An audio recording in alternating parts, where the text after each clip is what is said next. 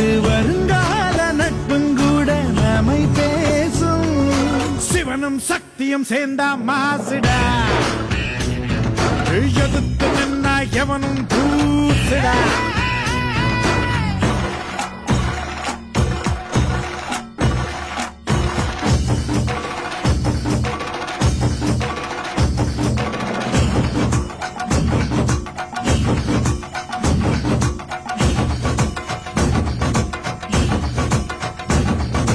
தீர தீர சூரர்க்கெல்லாம்